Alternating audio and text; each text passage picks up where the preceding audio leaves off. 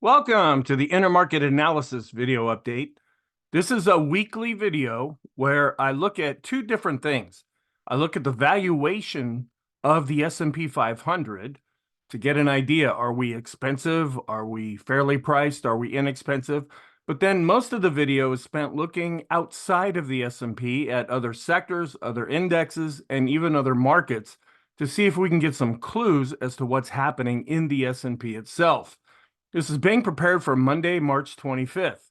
The first area, S&P 500 valuation. This chart looks backwards. It's called the TTM, or trailing 12 months. And then what's plotted on here is a PE ratio of 20, 15, and 10. If we're at 20 or above, that's when we're considered to be expensive or overvalued. Up in the right-hand corner is the price of the S&P 500, and then the red dashed line is the PE ratio of 20. We're well above that. You can see it more in a blow up down below. That's meaning that on a historical basis, we are overvalued right now, but we've been overvalued for quite a while. So we don't use this as some kind of timing mechanism. We don't use this really to make decisions unless you're a very long-term fundamental type investor. We just want to know about this because at some point the market may decide that it wants to do something about this. But as I said, this can go on for years and remain in the same situation that it's in right now. We can also plot these same PE ratios looking back at different events that have happened in the market and then what the valuations were at that time. Then we take another look at historical data by using a thing called the Shiller PE ratio, or CAPE, C-A-P-E, developed by Robert Shiller. He looks at a smooth process, taking many years into account to try to deal with outliers or just strange situations to get more of an average of what's happening. According to his calculations, we're now at 35 when we look at the Shiller PE ratio. We can use the chart to give us some context as to where that is, and going all the way back into the 1800s. Here we have the 1929 crash, and we're even above that level. We're well above where we were back in 1987. Then another way we can look at this is the median and the mean, and we're just under 16 for the median and just over 17 for the mean. Coming in at 35, we're about double of the historical values that we've usually been able to get. So this is also suggesting on a historical basis that we are overvalued. But the market doesn't do that. It looks forward. It looks at analyst projections and estimates as to what may happen. And the red line here is looking forward with the S&P 500, and coming in after Friday's close is currently a reading of 21. So we're above that 20 level. So even looking out, even with earnings still looking like they're going to advance into the future, we're still looking rather expensive at this point. To give it a little more context, we also plot the mid caps and the small caps, and their PE ratios are much lower right now. Then this was a chart put on Isabel Net blog charts that I try to look at each day. This is put out by Morgan Stanley, and it's a thing called the U.S. non-PMI leading earnings indicator. And the real takeaway from this is the blue line, that's the actual earnings. And this is what Morgan Stanley is projecting the earnings will be going forward, and that's positive. So that justifies stock prices being higher. Another area that we look at is growth versus value. When we're in a solid upward move in the market, that's when growth tends to do well. You want to buy low and sell high. When we're in a more defensive or even declining market situation, that's when folks switch over and get into value. It doesn't necessarily mean value is going to go up, but it may go down less than growth goes down, because what goes up really fast can sometimes come down really fast as well. The first thing that we look at is just an index of growth all by itself, showing that we are in an uptrend. Then we look at value all by itself. This is also in an uptrend. So independently, they're both in uptrends, but this is where it becomes interesting. When we do a ratio between the two, we have growth versus value on the top, showing how growth is outperforming. And then I have an inverse down below, value to growth, showing how value has been underperforming. And that's where the market is getting a lot of its strength from in 2024 and even back into 2023, when we see growth outperforming value. And we watch that. I even watch this on an intraday basis and talk about it in the daily videos. This is a daily chart just to give us a bigger picture look. And also the reason for plotting the inverse chart here is sometimes the calculations are slightly different. We just want to make sure if we're making decisions based on this, because this is more of the general environment of the market. We're more in a growth phase right now, even though value's been doing quite well lately. But when you compare the two with value underperforming, most folks are preferring the growth stocks. Here's another look at an ETF of a growth to value ratio, showing how growth is outperforming value, and inverse, showing how value is underperforming growth. We look at that same growth, peer growth index, but just a longer term chart showing how growth is outperforming value. Here's a little shorter term look at that same chart showing how value is underperforming growth. Then here's another index just showing how growth is outperforming. So we're seeing a lot of confirmation in the different things that we follow. Then we look at this a little different way using some ETFs, also showing how growth is outperforming value. It's been improving, but now we're starting to come back inside of the rainbow pretty much since, about halfway through February. So that growth is doing better, but it isn't doing it's not as strong according to this measure as it has been. This is an inverse of that same chart showing how value is underperforming, but has been rebounding slightly lately. Then we break it down and look just at the small caps. And I've been really watching this because the small caps are the one main index that is lagging behind. We have all the other indexes setting all-time highs. The small caps really aren't even close, and they've got a long ways to go. And there's a lot of speculation right now since we're shifting more to a dovish environment as far as interest rates and the Fed is concerned. And so people are saying, well, this is usually when small caps do quite well, when the Fed is more friendly to the markets. And so you have a lot of folks thinking that, okay, this is the one lagging area, and this is the area where sometimes people may want to take a little adventure and invest in a more risky company, because sometimes you can invest a small amount, and if the small cap it grows into a mid cap or a large cap, it can give you a very good return. Well, we also look at the growth to value ratio here. And this is showing that we spiked up with growth and we've been chopping sideways. We fell down a little bit earlier in the week, but then we bounced up a bit on Friday. So growth is still holding up okay when it comes to the small caps. We're just not seeing really any follow through when it comes to the index. We've been range bound going back to December, where it looked like we were really breaking out, and then we've just fallen back and we've not been able to exceed these previous highs. We also look at mid-cap growth to value, and this has been a stronger area. The mid-cap is coming off, setting new all-time highs, not in Friday's session, but it did on Thursday. And this is looking a little better with an uptrend with the growth to value ratio here. So this is suggesting some strength. And this is the one that I focus on the most. This is S&P growth to value, where we're chopping more or less sideways, but overall we are in an uptrend. So this could suggest some growth. Now, there are times when this value, the growth to value ratio goes down and the S&P can still go up. So this is not a hard and fast rule. It just tends to be more positive when we see the growth to value ratio going up and then we see the index going up as well. Sorry, having to clear my throat there. And we keep an eye on inflation. We look at a monthly chart of the CRB Index, which has been bouncing back lately, and it's coming back above its moving average. We're seeing a little bit of a turn up with the ratio between inflation and deflation here, but it's not really changing the overall climate in the long term yet. Here's a daily chart of the CRB Index, which it's been bouncing back, and we're starting to see a potential golden cross here. It's not quite there yet, but we could see the blue moving average start to cross above the red moving average. Then this is the Baltic Dry Index, which is also in an uptrend. This is what does it cost to ship products from point A to point B, specifically in the Baltics. And there's folks that do a lot of different studies and they shift it forward and compare it with the S&P and they do all this other stuff. I just look at the chart with some moving averages on it. And when this is going up, that tends to be more inflationary. If this starts to go down, that would be more deflationary. Some other markets, aluminum has been bouncing back up, but is still in a downtrend. We're looking at corn, which continues to be in a decline. And this is fertilizer. And I tried to show a little shorter chart here where it had been going up and now we get back into about the middle part of March, and we are seeing a decline in fertilizer prices. This going up could be inflationary. Oil is kind of bouncing between 80 and 70. It's right now in the 80 area. And gas, this has actually switched over to an uptrend, and we're probably all feeling this when we fill up our cars. It's been going back up. Gas prices are rising, and this is now in an uptrend. And then we look at diesel, which has been going down when you look at the longer term version of this chart, but we could be starting to turn back up.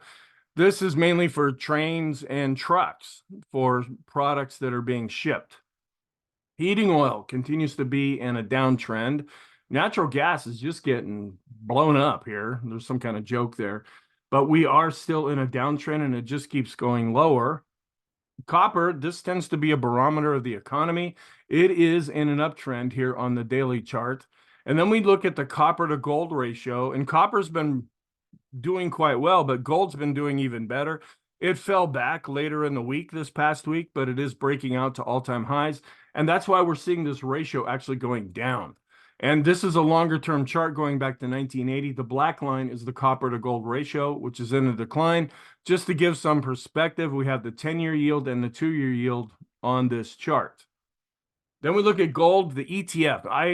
I look at the futures contract, and it's not quite valued the same as the ETF, but I just follow the ETF because sometimes I get better volume, even though I don't have it on this chart. Gold is in an uptrend, and it is trying to break out, but the last couple of days it's been pulling back. Silver is still in a downtrend, even though it has been going up. If we stay above both of these lines, we'll eventually see a golden cross. Then we look at the closing value for gold, which is coming off of setting all-time highs, and silver, which has been going up but falling back. And then on the bottom, we look at the correlation between the two, where you would think if gold's going up, silver would be going up, and they tend to follow each other. Right now, we're coming in right about at the midpoint, suggesting that this is a neutral relationship currently. And then we look at the gold to silver ratio on top. When this is going up, gold is outperforming. When this is going down, silver's outperforming. And it's not real helpful right now, but we do plot the US dollar index because sometimes when this relationship or correlation gets really strong, we can use the top chart to help us understand better what's going on in the middle chart with the dollar.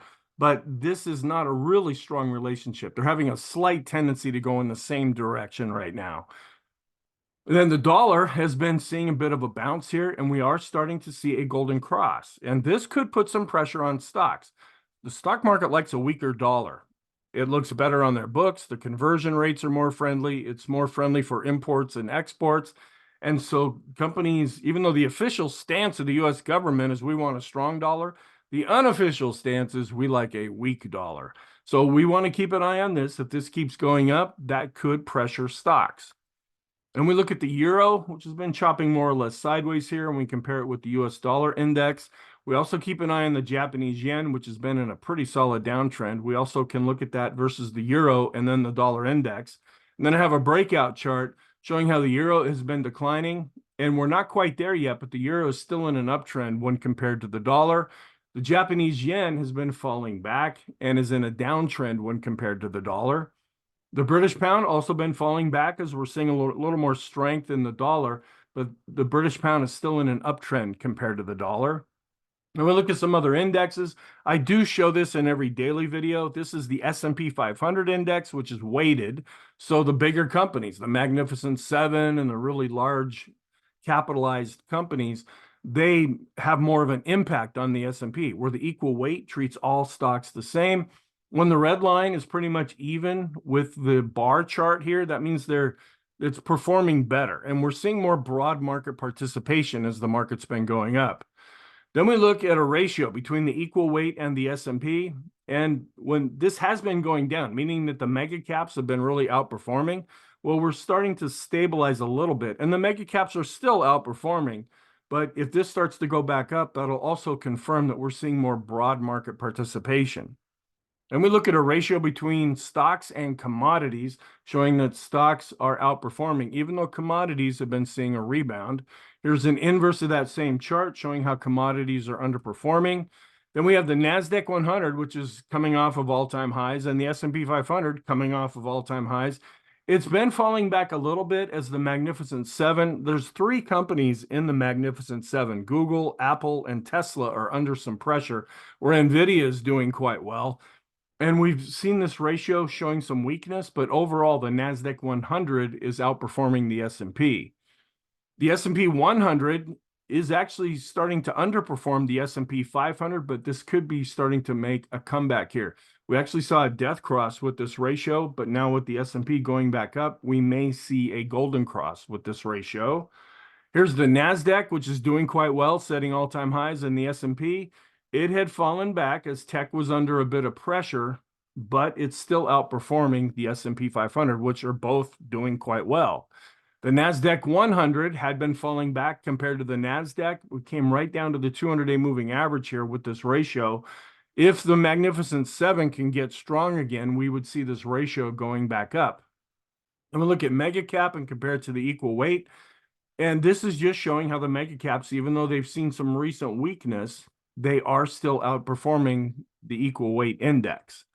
And then we look at a ratio between small caps and the S&P 500. As I mentioned earlier, now everybody's wondering what's going to happen with small caps. Well, if you look at this red line here, this is a ratio showing how the small caps continue to underperform.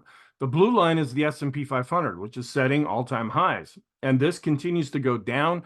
This is showing that on a ratio basis, the small caps really are not performing all that well. And this is another ratio showing how the small caps continue to underperform the S&P. Now, if we were able to go back up with this and see a golden cross with this ratio, then that would suggest there's more strength coming into the small caps like we saw back in 2020. And this really shot up strong. Well, since then, we've been drifting lower, and we have a lot of reparations to do with the small caps right now. This is the 30 biggest software companies, which are in an uptrend, but still have a ways to go back to their all-time high. The mega cap, they're doing well, even with three of the stocks under some pressure. They continue to be at or near all-time highs and in a solid uptrend.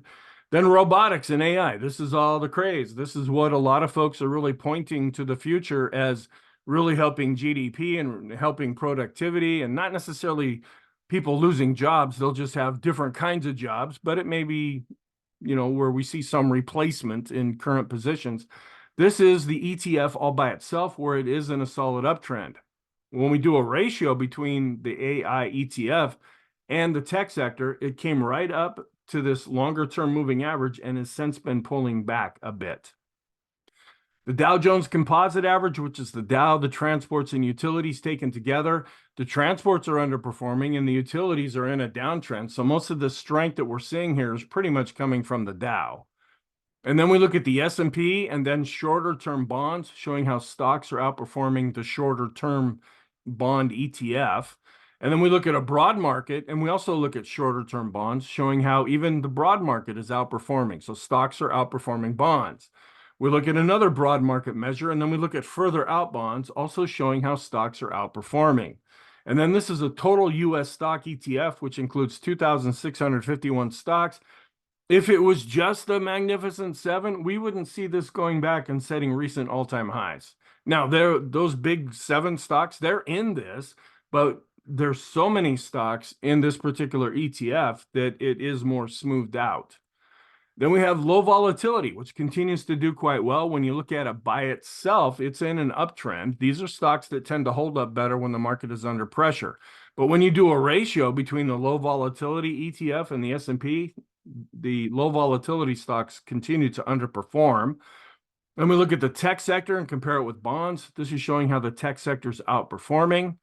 Then we look at some other areas, and I show this in every daily video. This is the advanced decline line studies, where we look at just the common stock on the NYSE, where it's been doing quite well lately, even though we were down on Friday. The S&P is breaking out, even though we declined on Friday.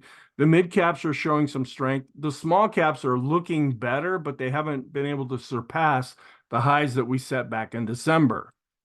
There's Dow theory without any real lines on here. The Dow is just coming off of setting recent all-time highs. The transports have been chopping sideways and have quite a ways to go to get back to their all-time high. So this is a non-Dow theory confirmation, non-confirmation. here. And I mainly look at the top and middle part of this chart. We can also see that utilities have been under a lot of pressure. Here's the transports taken all by themselves, where we've been chopping more or less sideways. We have not been able to break above these previous highs, let alone the high set back earlier in 2023, nor the all-time high set back in 2021.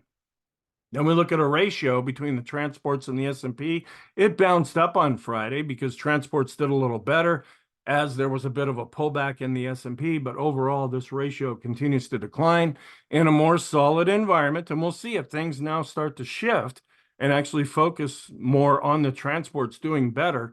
If this starts to go back up, that would give the market more support. And when we look at a ratio between the Dow and the transports, when this is going up, that means the Dow is outperforming, even though the Dow was down on Friday and transports outperformed. Overall, the Dow has been outperforming. And then this is just looking at a correlation. We have the S&P on top, the transports in the middle, and they're having a fairly strong tendency to go in the same direction at the same time, but it's not a real strong relationship. They were actually going in opposite directions there for a while. If this can get up and get stronger and we can continue to go up, that would really help the market overall. And you can see over the last few trading days, the transports have really shown some improvement. Can we see some follow through with that? And then this is a new idea behind Dow theory, where the old Dow theory looks at the Dow and then the transports and compares those.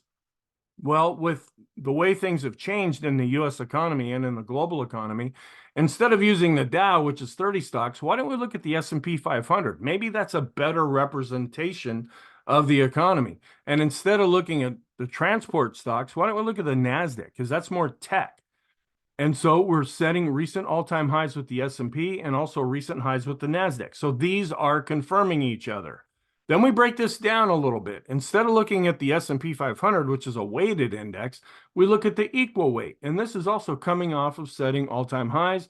And then instead of looking at the whole NASDAQ, we look at the QQQs, which is the NASDAQ 100, and we take an equal weight ETF. And this is also coming off of recent all-time highs.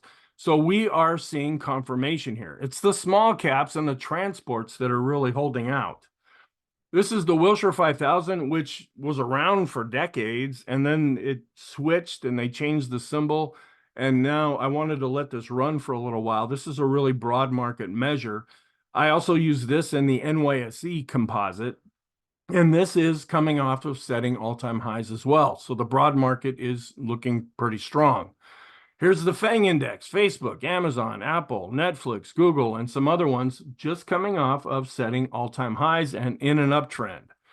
Now, if we do start to see some weakness, that's what I watch on this chart. We might hit another support level, but if we really go down, we'll be watching to see if any of these lines end up getting hit. But we're far away from this, and we're still in a really solid uptrend, even though we've been chopping more or less sideways. So I haven't been focusing on this chart unless we see some weakness. And then ARK really didn't participate. It was down over almost 2.25% in Friday's session. It's in an uptrend, but as the S&P and other areas are really going back up, we're just not seeing an awful lot of participation with ARK, which is a very popular ETF. Probably not as popular as it used to be, because a lot of people got in right up here at the top and then only saw everything go down pretty bad after that. Then we look at a monthly chart of the S&P, and then we do a ratio with another global index with stocks that are in Europe, Australia, Asia, and the Far East. When we're above this red line, that means the S&P is outperforming. When the red line's going up, that means that we're positive.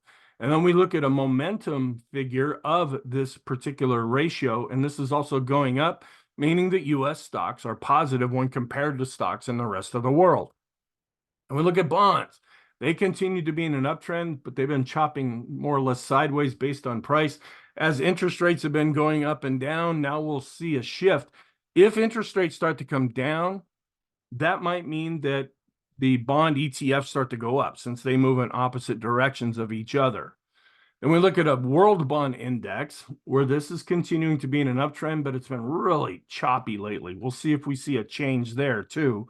Here's a monthly chart of a stock to bond ratio showing how stocks continue to outperform. Then this is a daily chart showing the same thing, but inverse, showing how bonds are underperforming stocks. And we look at high yield corporate bonds, which are coming back and setting all-time highs. You may also know these as junk bonds. And people get into this because they have higher yields. Yeah, there's more risk, but some people are willing to take on that risk. These are more investment grade bonds. These are more conservative. They are in an uptrend, but they've got a long ways to go back and set all-time highs. We look at a ratio between the riskier or junk bonds and the more conservative bonds, and the riskier bonds continue to outperform. We might see a shift, because if we're really getting into a interest rate environment where interest rates are going to go down, then we would expect to see this go down as people get out of the riskier bonds and then lock into more conservative, safe bonds at higher yields. So this may end up coming down going forward. We look at a stock to bond correlation where it's neutral right now. They're not really going in the same or different directions. We look at the corporate bond index, which continues to be in an uptrend, but for most of 2024, it's been going sideways. Here's a Fibonacci measurement on the 10-year yield. We hit this 5% level back in October, and then we started coming down. That's when stocks really took off. Then at the beginning of 2024, we started to go back up. That was pressuring stocks. But then there's been a period of time when interest rates are going up and stocks are going up at the same time. And that's why we're seeing pretty much neutral correlations right now. But interest rates coming down would be more friendly for stocks in the current environment that we are in. This is a long-term look at the 10-year Treasury yield, where for 40 years we saw a series of lower highs and lower lows as interest rates were going down. Now we possibly are going back up into a higher interest rate range. And this is a chart that I've been showing for quite a while now. We're still waiting to see if anything is going to come of this, because when we hit that really high interest rate level back in October, and then we bounced from there, that's when a really nice scenario started to develop. That it looks like we're going to have a soft landing as far as the economy, meaning we will not go into a recession. It looks like the Fed may be getting close to cutting rates. Now, this was October, and so the market kind of let itself get ahead of it for a period of time. But this was a positive event. Other times when we saw this line come down to this levels, this was during the Euro crisis, and this was during the COVID lockdowns. Those were negative things. This was considered to be a positive thing, and we still want to keep an eye on things, especially in the regional banking area, to see is there going to be some more banking problems that's going to lead to some problems that aren't really making themselves known right now. Here's the 30-year yield, and it's not really telling us all that much. We're in between the Fibonacci levels here. This is a ratio between the S&P 500 and the 10-year Treasury yield, showing how stocks are outperforming. This is a bond ratio compared to stocks. When this is going down, that means the bonds are underperforming stocks. Here's the junk bond ETF coming back and setting recent all-time highs. Then we look at a ratio between junk bonds and government bonds, where junk bonds are still doing better. When we saw this coming down, that was that rosy scenario, thinking that maybe interest rates have topped out and they're going to start to come down. Well, the market's still not quite sure what's going to happen with all of that. So they're getting back into junk bonds, and that's why we're seeing them outperform. But if we have topped out with interest rates and will start coming down, then we would probably see this ratio coming down as well. Here's an ETF of the 7 to 10-year bond price, where we're coming right back up to the 50-period moving average. We're crossing above 50 with the RSI. We're negative, but starting to cross over positive when we look at momentum. So price is showing some improvement here. This is a daily chart of the yields across all the different maturities, how they were going up. And then in February, they started to come down. Then we were seeing really rising interest rates. And a lot of this had to do with the strong CPI and PPI that came out week before last. Now interest rates are starting to come back down, which is giving more support to stocks. This is a weekly chart looking at the US, UK, German, and Japanese rates, where the US still has the highest rates. And then we look at the MOVE index on top. This measures the volatility of bonds. The VIX measures the volatility of stocks, and they have a pretty strong correlated relationship right now. So it just means that stocks are kind of volatile as we're going higher. Bonds are kind of volatile right now. And so we keep a closer eye on that. And then here's a monthly chart of the price of the 30-year bond ETF. This is in a downtrend, and it's below the red line, which is the moving average. But when you compare it to commodities, it's still outperforming. Then we look at different sectors, and I've switched this up a little bit. What I want to show first is just a chart of the sector by itself, and then I compare it to how it's doing with the S&P. So this is the materials, and the order is alphabetical according to symbol. That's why you see materials first. Well, when you look at materials, they are in an uptrend all by themselves. But when you compare them to how the S&P is doing, they are underperforming. So you would do better being in the SPY or just investing in an index rather than trying to get into the materials sector. Even though they're both up, the S&P is doing even better. Then we look at communication. This is in a solid uptrend, and it's outperforming the S&P. And here's energy, which is in an uptrend and seeing a nice little bounce up since the beginning of February. But when you compare it to the S&P itself, it has been bouncing up, but it's still in a longer-term downtrend. Here's financials. Continue to look pretty strong when they're all by themselves, and they're chopping more or less sideways when we compare it to the S&P 500. Then industrials, which have been seeing some real strength here. This has been kind of surprising, especially since about the end of February or the end of January into February. And this is an area that tends to do better when the economy's doing better. And these are really doing quite well. And they're also showing some improvement. They're still in a downtrend compared to the S&P, but we could be seeing a bit of a breakout here. Here's tech, one of the stronger areas. When you look at it all by itself, then we compare it to the S&P, and even though it's been falling back, it's still in an uptrend compared to the S&P. The staples sector, which this tends to do better in weaker economic conditions. And now there's a real disconnect between the stock market version of the economy and the government version of the economy and the real economy that everybody has to live in. And that's probably why we're seeing staples going up, because these are things that you have to get no matter what's going on economically, like toothpaste, toilet paper, and things like that. Even last week I saw where Coke is considered a staple. That I found that surprising. But when you compare staples to the S&P 500, it is underperforming. And then we look at real estate, which has been under a lot of pressure, but it's showing some improvement, and it's in an uptrend when we look at it all by itself. But when you compare it to the S&P, it's been really underperforming.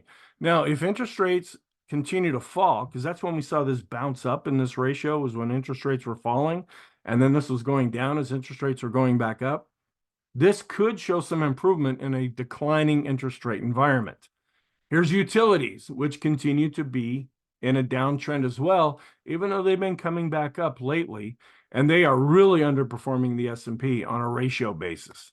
Then here's another way that we look at this. We look at a ratio between the S&P and utilities. When this is going up, that means the S&P is outperforming. When this is going down, that means the S&P is underperforming.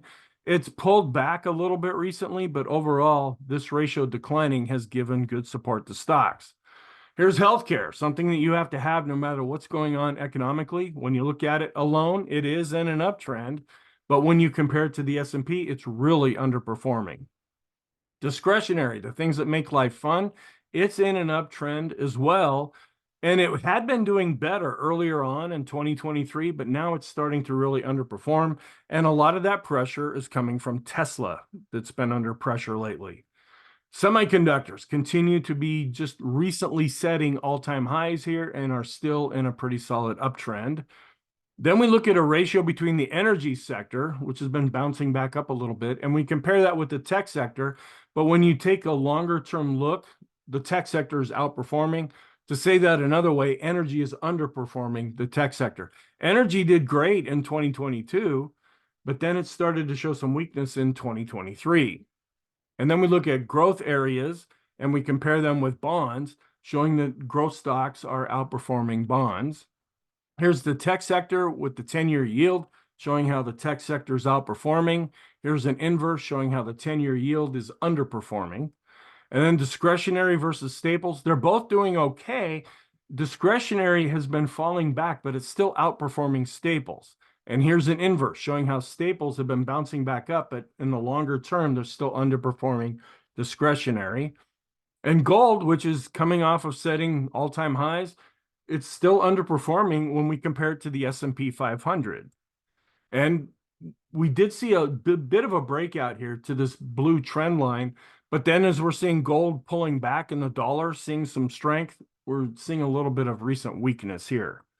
And then these are high leverage loans, which continue to just go higher and higher and setting all-time highs. These are very risky loans. So the fact that this is going up does bode well for the economy.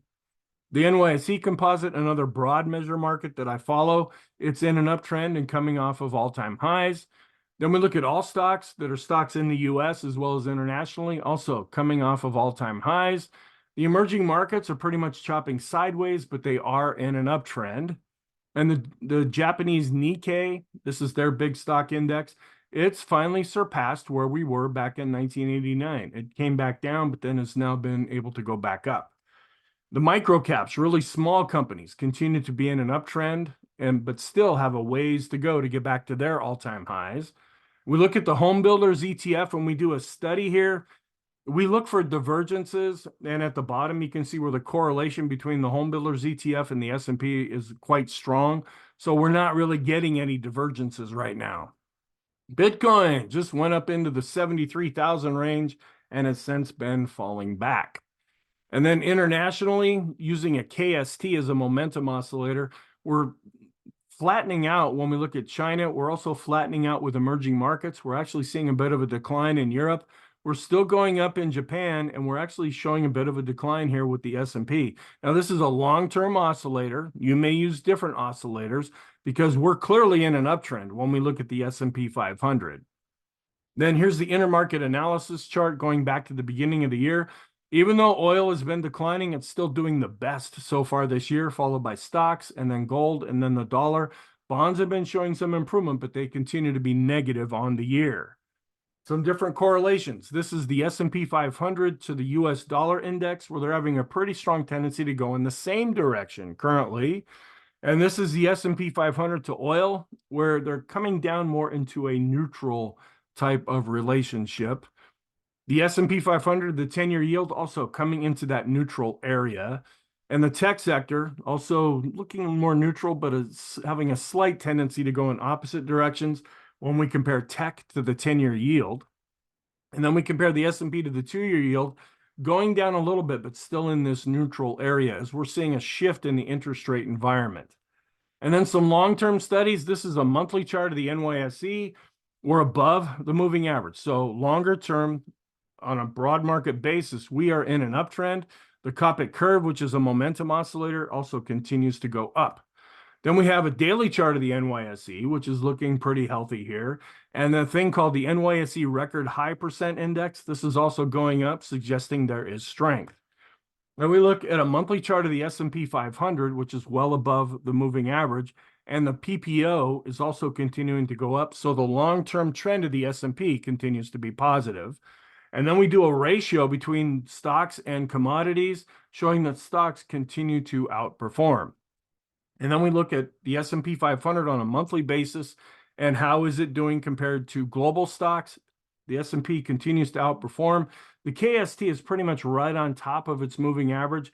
If we see more follow-through upside, because this is a monthly chart, so it takes a while for this to adjust, we could see the KST turn more positive. Then at the very end of this video, I have a whole list of those things that are positive and then another list of those things that are negative. My definition of positive is when the 50-period simple moving average is above the 200-day simple moving average. So we have the growth indexes and value indexes. When you look at them by themselves, copper, the British pound and the euro compared to the dollar, gold, the dollar index, that's a new addition to the list. We're seeing a golden cross on the daily chart. We have not seen that yet on the weekly chart. The big software companies, the mega caps, the FANG index, ARK, even though it's not really participating, it's still in an uptrend. The low volatility ETF by itself, but it's really underperforming when you compare it to the S&P. Staples also underperforming compared to the S&P, but it is in an uptrend. The Dow Jones Composite Average, all the different bonds that we look at based on price. The tech sector, as well as the semiconductors, the high leverage loans, the Dow, the NYSE Composite, as well as the Wilshire, the NASDAQ and NASDAQ 100, the mid caps, small caps, and micro caps. Even though the small caps and micro caps are lagging, they are still in uptrends. all stocks, emerging markets, and then Bitcoin. So we've got a pretty long list of those things that are positive. On the negative side, this is when the 50-period simple moving average drops below the 200-period simple moving average, the CRB index, but it could be getting ready to cross over and give us a golden cross there. Silver. Also, gold has been doing well. Silver's been doing better, but not yet enough to generate a golden cross. And then the Japanese yen when compared to the US dollar. Thank you. I really hope you found this helpful. As interesting as some of you may find this video, it's not necessarily meant to be alone based on what I try to present to folks. This is just like a supplemental video to go along with the daily videos. I also do a weekly video. So please feel free to check out some of the other videos that I post. I hope you have a very good weekend, and I will talk to you in the next video.